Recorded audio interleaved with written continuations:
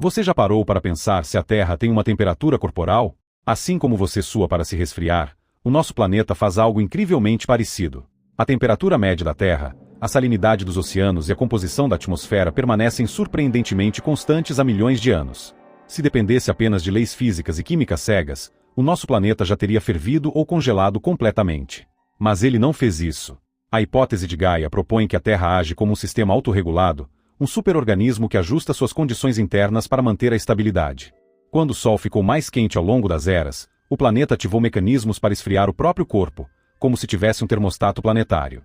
É por isso que, quando olhamos para a biosfera, não vemos apenas um amontoado de rochas e água, mas sim um imenso sistema coordenado.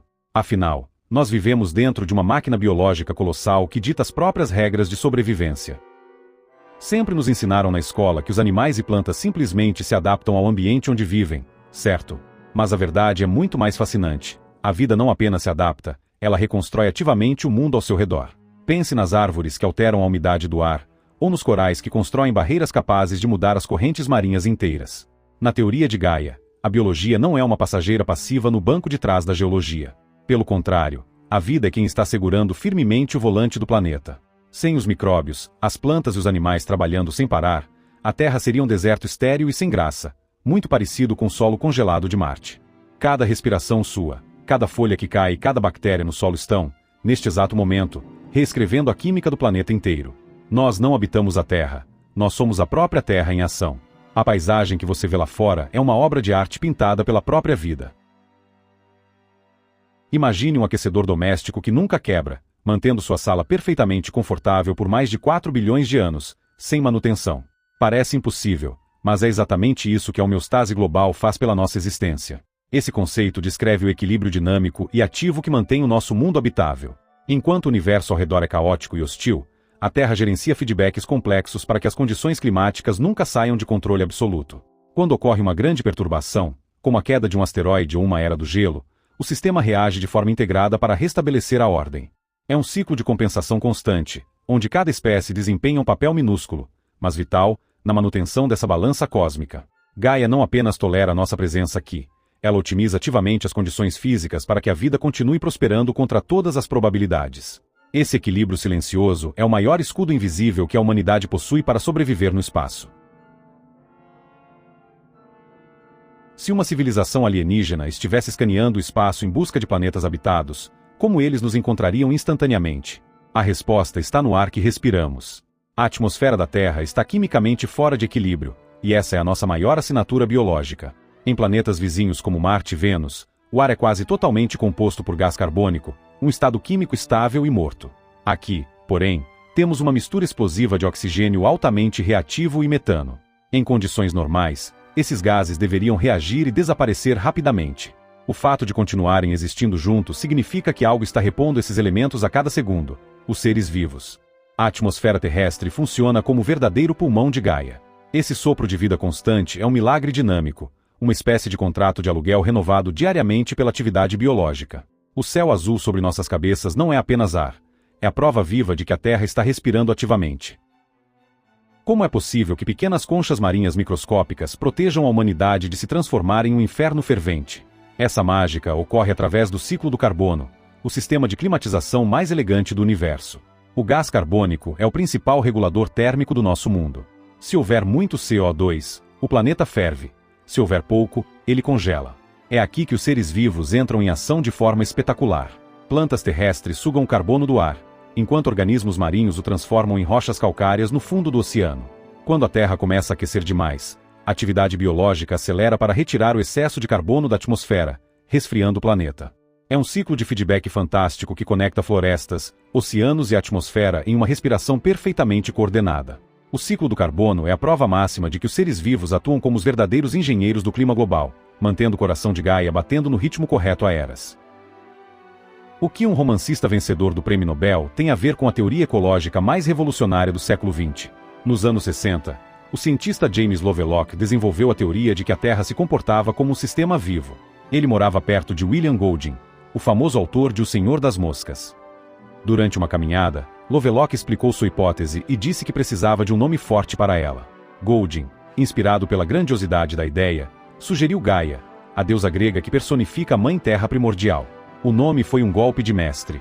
Ele resgatou uma sabedoria ancestral e a conectou diretamente com a ciência de vanguarda.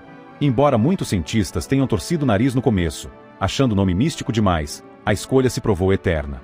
Ao batizar o sistema planetário com o nome de uma divindade antiga, a ciência moderna acabou construindo uma ponte inquebrável entre o rigor dos dados e a poesia do nosso mundo. Você já parou para pensar se a rocha sólida sob os seus pés está, de alguma forma, viva?